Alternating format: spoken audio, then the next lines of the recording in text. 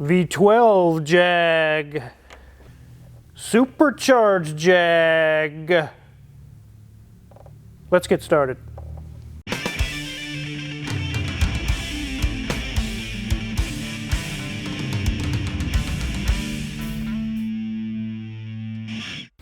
So it must be the season for Jags because we just finished a really nice red XK8 you guys saw a video on. It actually got picked up today.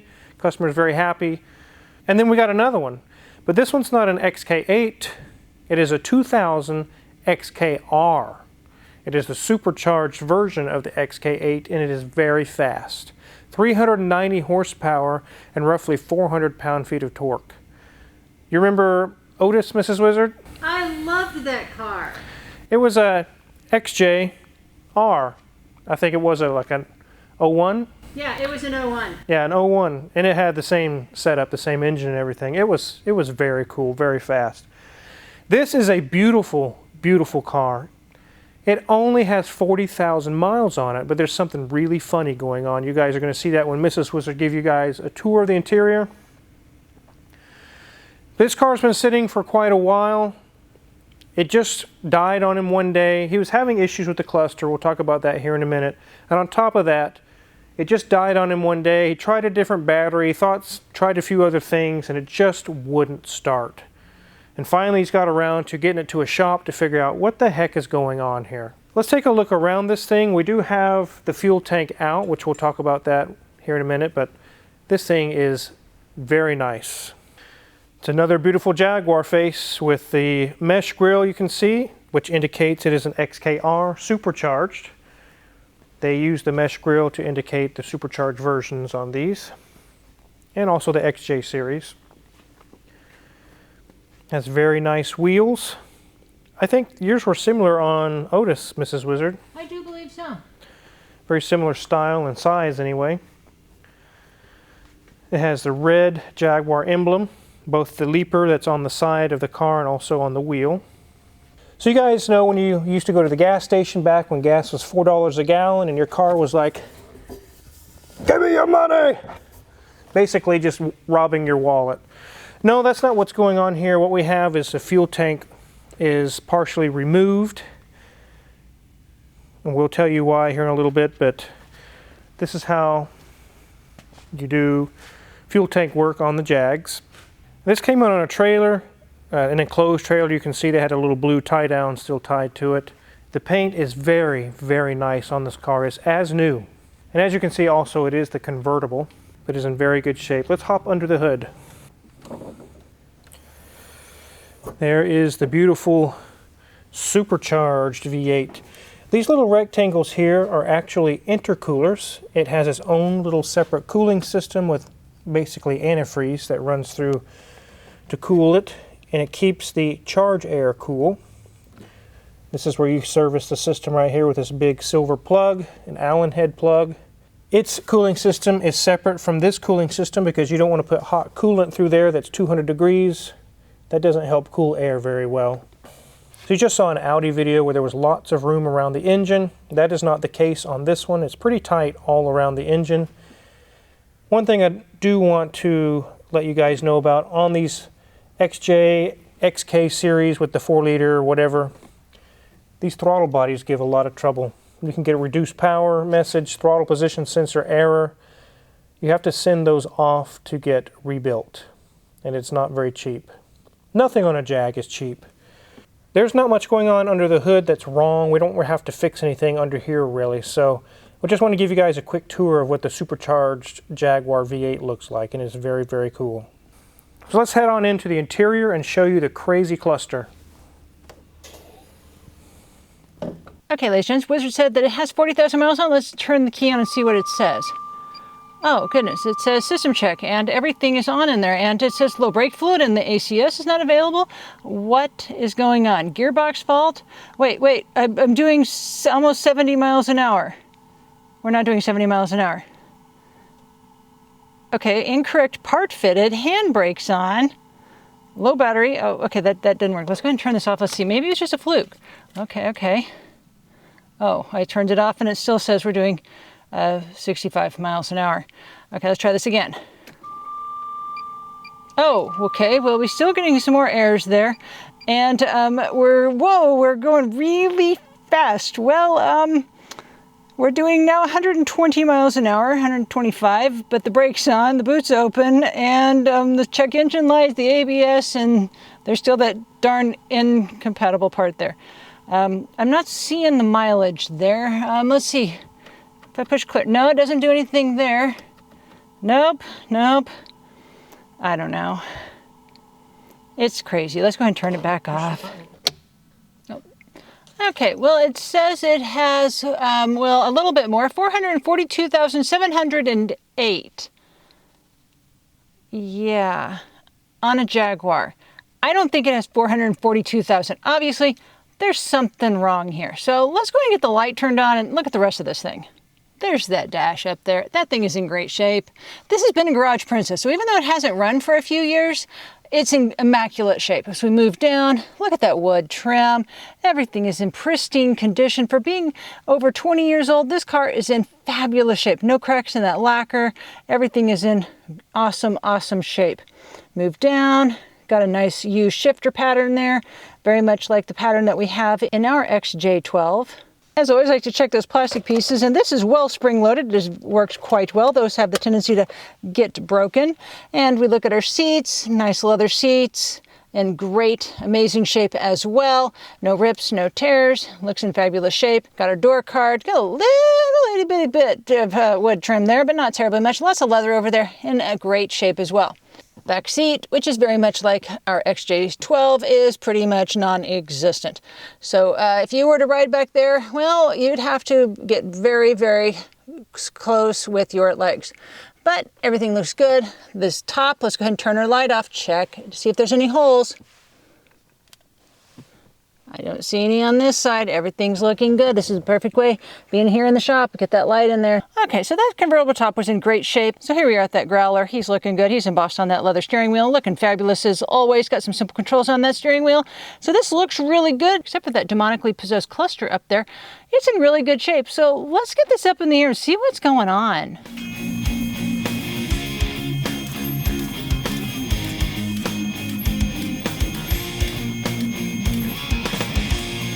So up front, right here under the nose, we see tons of little coolers and things going on. There's a cooler that looks like a scrub brush. There's a separate little cooler there.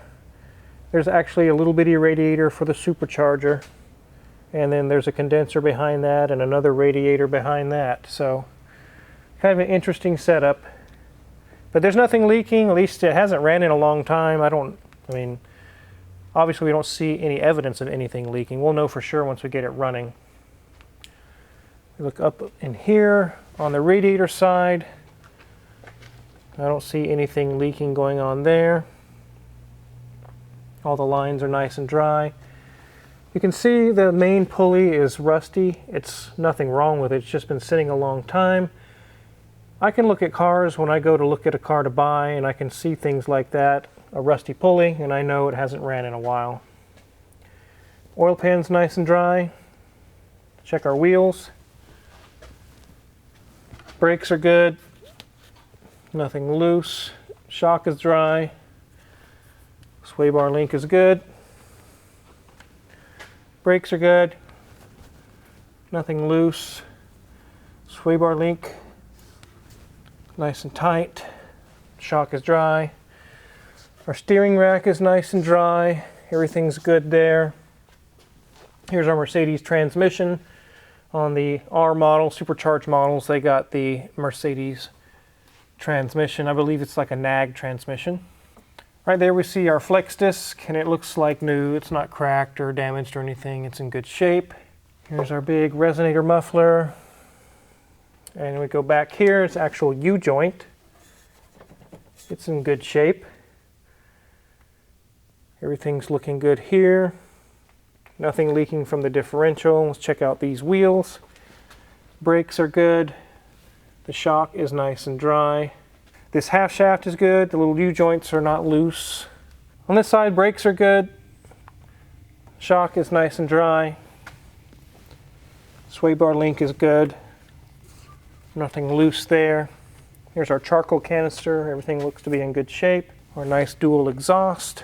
Everything looks pretty good under here. Let's go ahead and check the tires. So you can see right here it says 2017, so they're 5 going on 6 years old. They look fairly new though. I would say they're still good to go. I'll let the customer decide what they want to do on that. You can see the rotors are a little rusty, again from sitting for a while. Now rotors are kind of, you can tell it's been sitting, but you don't really know how long. A rotor can get rusty like that in 2 weeks.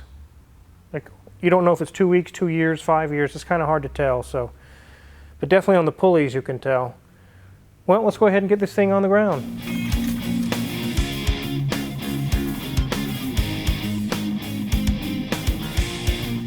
So as we've mentioned, a couple of issues with the cluster and it wouldn't start. When the car arrived, we did a few checks. We checked fuel injection, we checked fuses, we checked wiring. It would crank and almost try to start, and then it would just die. It would like run for a split second.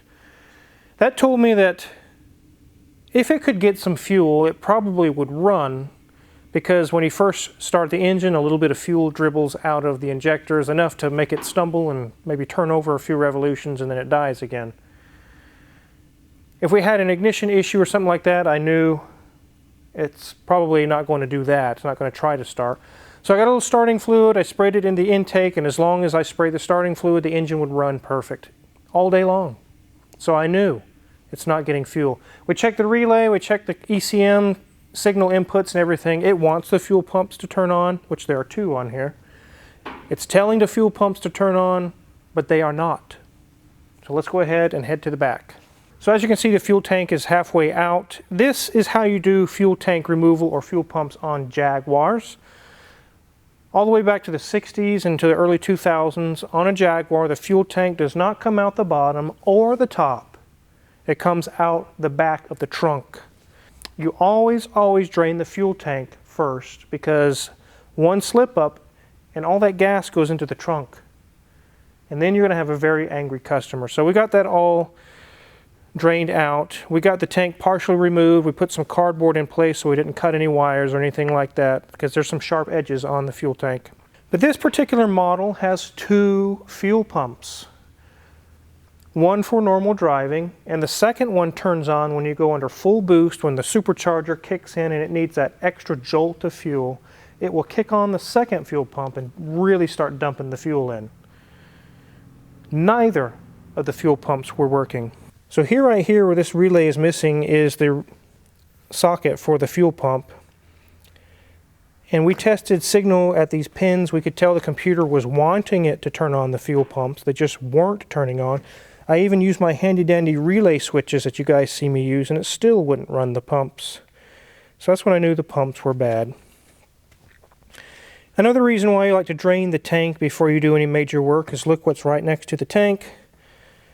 One little sparky spark like that, and boom, we don't need any of that going on. So be very careful, guys. If you're working on these, you could literally blow yourself to kingdom come. So we did have the tank partially out. It's wiggly right now. We got the fuel pumps out of it. Let's go over to the table where the fuel pumps are. So here Danielson has this all apart, and he has the parts here on the table. Here are the 2 fuel pumps. One for the supercharger boost when it kicks in, and one for normal running. They're basically the same pump. They have the exact same part numbers and everything. Both of them are dead. We could put power to either one through the pins and they do nothing.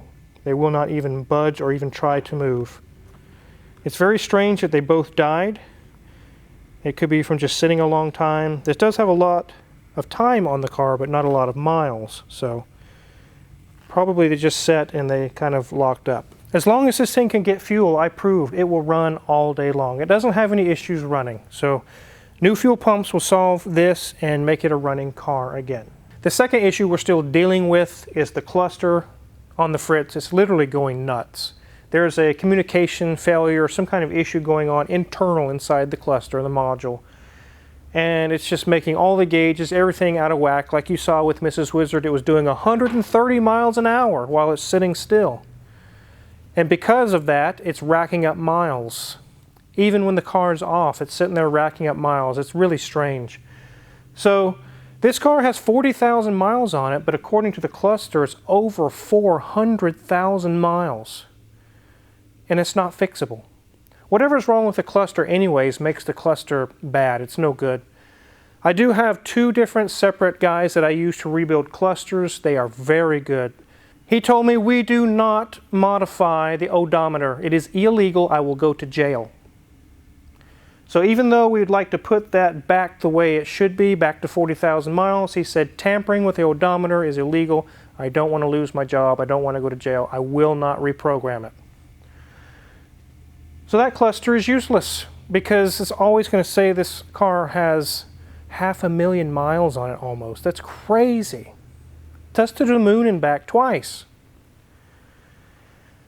I did some research. I talked to a few friends about this, and they said that they've taken used clusters, plugged it in, and everything is fine. It comes back to life without even programming. I've got one on order. We're going to plug it in and see if that fixes it. If it does, we'll try to get one as close as we can to the odometer reading that's on this car. We very likely will never find one with only 40,000 miles on it. But that may be the only option. We won't have no other way to go about it. We contacted the dealer. There is no more new clusters. It's discontinued. So getting a new cluster is not going to happen on this car. One thing that's really interesting is Carfax actually just posted an article that's saying a great deal of cars on the road actually have inaccurate odometer readings because of situations like this. A cluster died. I got one out of a junkyard and put it in. It's a few miles off, but you know it's close enough, and it could be 50,000 miles off, 20,000 miles off, 10,000. I mean, you don't know. You just kind of have to go with what you got. This car is over 20 years old, so you kind of just have to go with what you can get. Like I said, new parts are discontinued. That's not going to happen.